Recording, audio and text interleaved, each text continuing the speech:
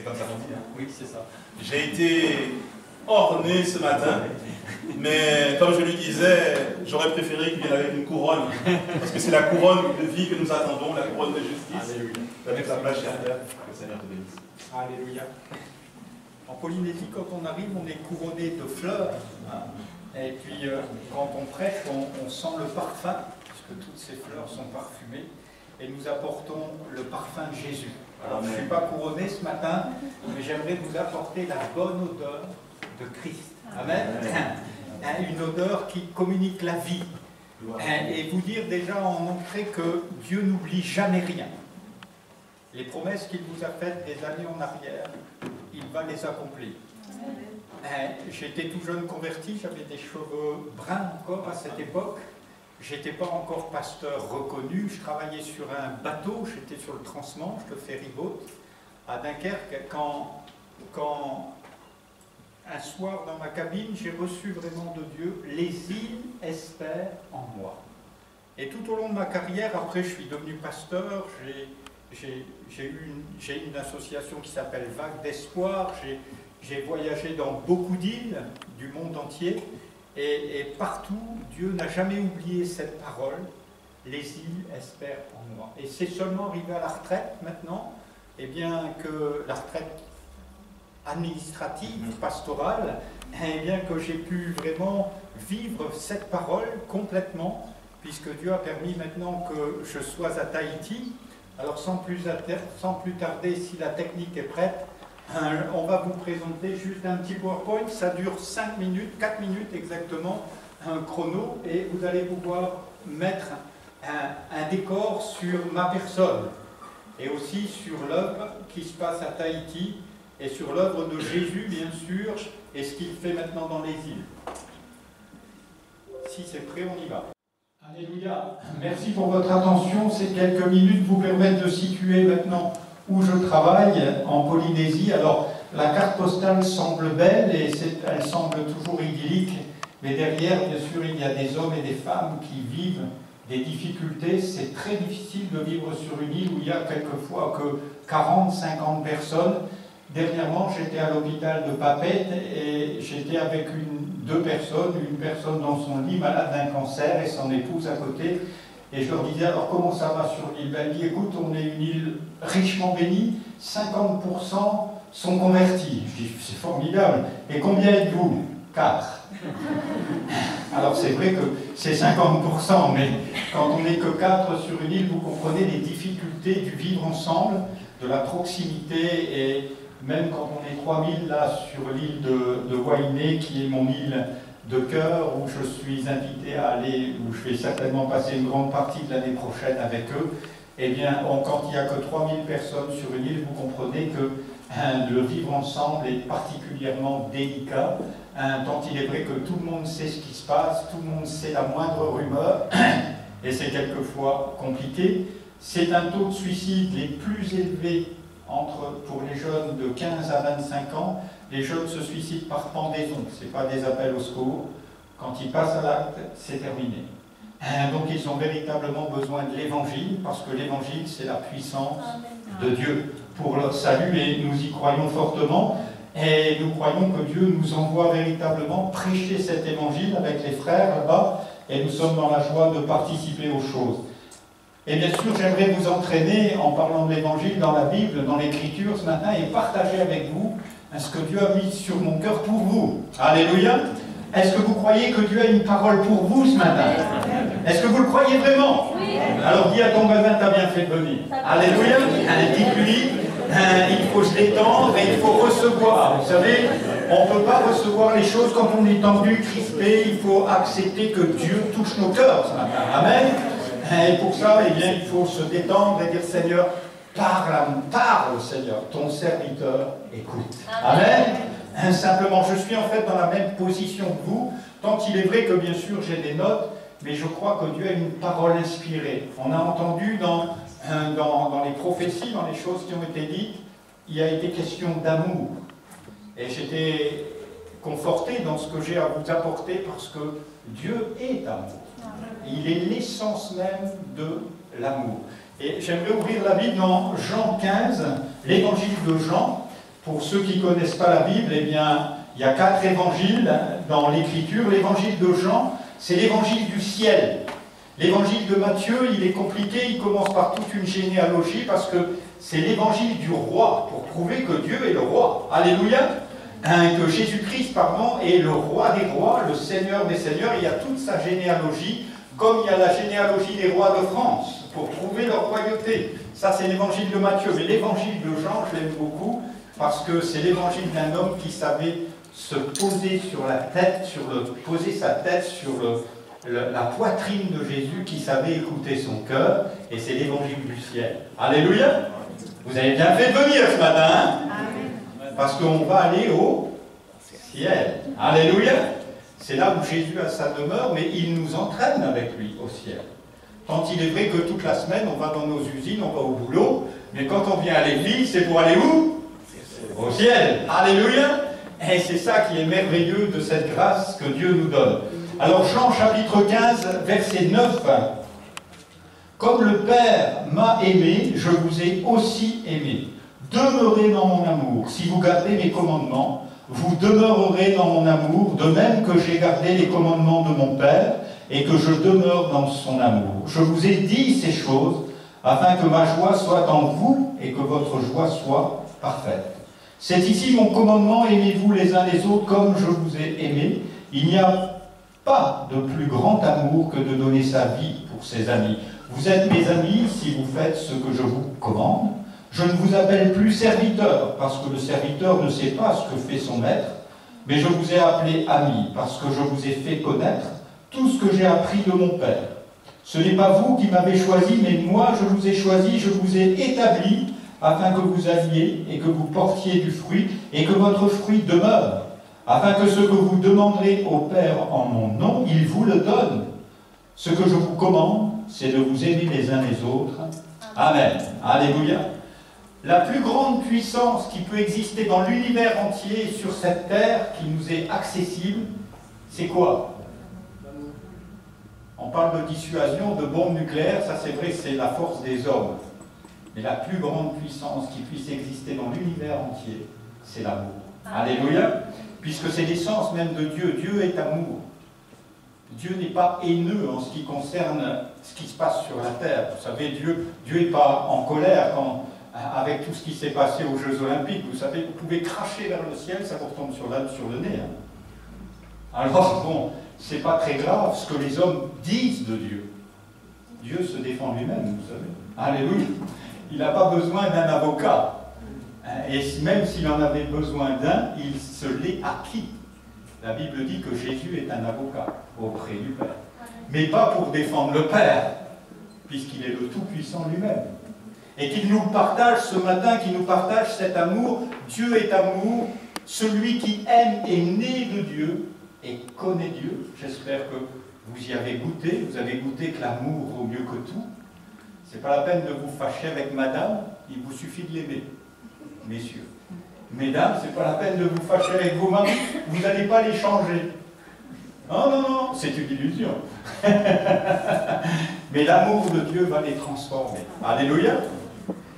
Messieurs, traitez-les comme des reines, et vous serez un roi à la maison. Mesdames, élevez-les comme des princes, et vous aurez un roi à vos côtés. Alléluia. C'est aussi simple que ça. Alors on peut faire des études et des études bibliques sur les couples, mais il suffit d'être dans la main de Dieu, de se laisser façonner par lui. Celui qui aime est né de Dieu, et la Bible dit que Dieu a tant aimé le monde. Il a mis le comble, lui, dans le ciel, à son amour. Il nous a tellement aimés, et ça peut sembler bizarre pour quelqu'un qui est ici, qu'il a donné son Fils unique. Il a donné sa parole. C'est sorti de lui. Christ est sorti du Père pour se faire homme. La Bible dit qu'il était un esprit d'une beauté extraordinaire dans le ciel. Et le Père a demandé, mais qui enverrai-je?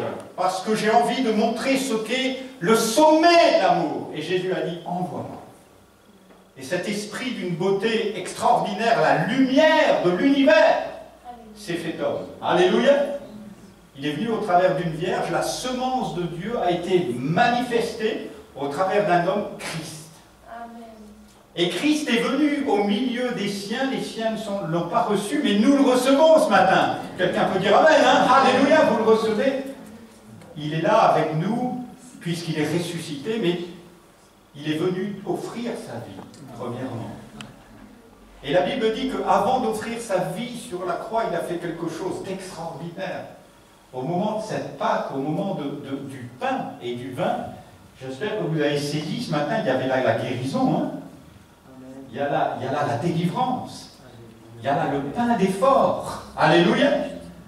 Et il y a là, dans la Sainte Seine, il y a quelque chose d'extraordinaire. Merci d'être pas sur Internet ce matin, hein? Mais d'être en présentiel. C'est bien Internet, on bénit Dieu pour tout. Mais Seigneur, en présentiel, avec mes frères et sœurs, il y a le partage de la vie. Il y a le partage de la force de Dieu. Amen. Et c'est pour ça que jusqu'au bout, il y aura des prédicateurs. Alléluia. C'est la puissance que Dieu donne. Et Jésus, je disais, il a mis le comble à son amour. Le soir de cette Pâque, il a désiré vivement la manger. Et la Bible dit que, eh bien, il s'est mis à laver les pieds de ses disciples. J'aime savoir que Jésus passe nous laver encore. Passe nous toucher les uns les autres. Parce que beaucoup sont encore quelquefois dans l'inquiétude. Ils ont des incertitudes quant à leur salut.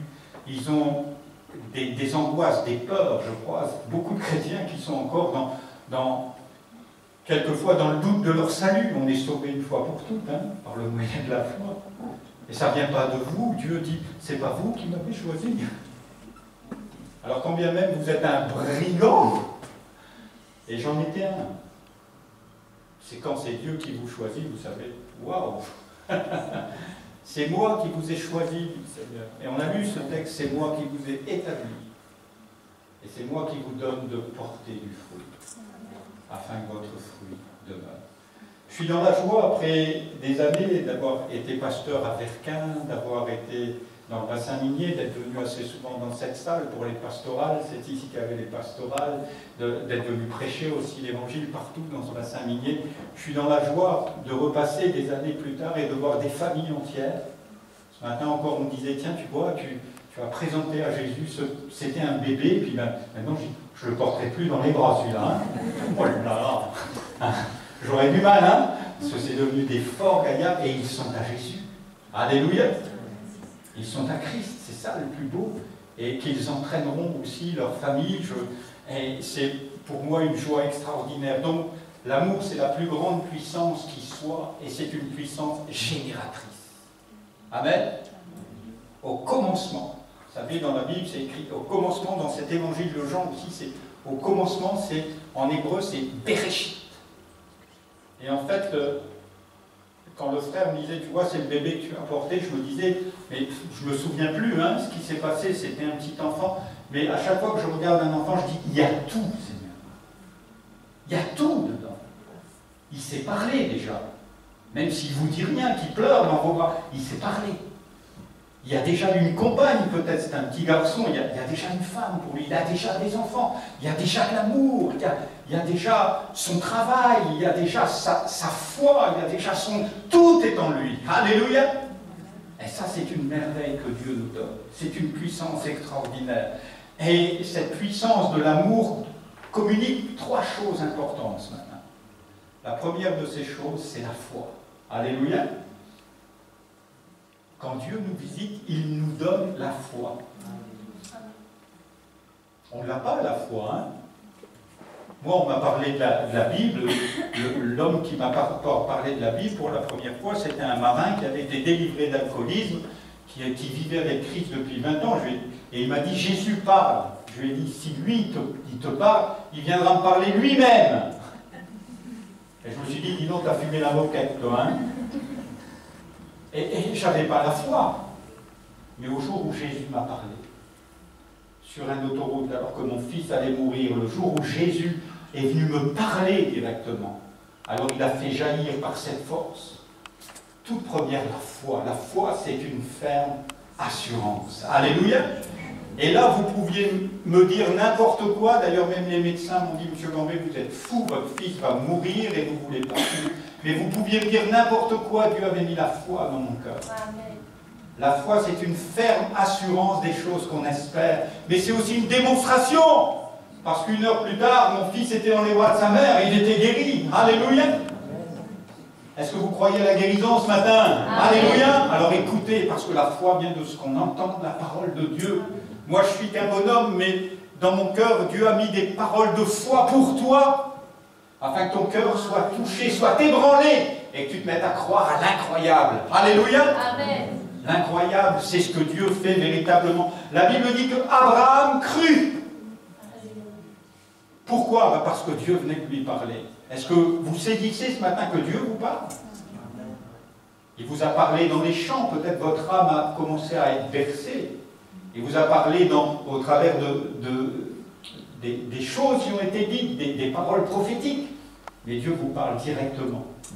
Je t'aime d'un amour éternel. Alléluia. Quand Dieu dépose son amour dans nos cœurs, c'est un amour éternel. Ce n'est pas l'amour des hommes, c'est vrai. C'est un amour extraordinaire qui nous permet de vivre avec la foi. La foi en un Père créateur. Alléluia. Je ne sais pas, mesdames, si ce matin vous avez essayé un peu d'améliorer les choses, les cils, les sourcils, mais il vous a fait parfaite. Alléluia. Alors on essaie toujours d'améliorer le décor, mais il n'y a rien à faire avec les années, on finit quand même avec un dentier et des lunettes. Mais laissons Dieu faire. Alléluia. Parce que même avec des dentiers et des lunettes, si vous saviez comme vous êtes beau, un Père créateur qui a fait de vous, non pas des pécheurs sauvés par grâce, je m'adresse à des saints ce matin. Alléluia. Saints par vocation, parce que c'est ce que Dieu dit de vous. Alors je ne sais pas comment vous vous regardez dans la glace ce matin, mais j'espère que vous dites, moi tous les matins, j'ai comment vas-tu Saint François? Waouh, vous êtes resté de l'orgueil, non? C'est comme ça que mon Père voit. Alléluia. Et souvent, parce qu'on voit mal, alors on trébuche dans la foi. Alléluia. Et c'est parce que je suis Saint François que je peux vous parler ce matin. Alléluia. Non pas parce que je suis meilleur que vous, mais parce que Dieu a fait de moi un saint au travers du sang de son Fils. Et si je me vois différemment, je vois différemment son œuvre. Parce que sur la croix, le sang a coulé pour me sanctifier.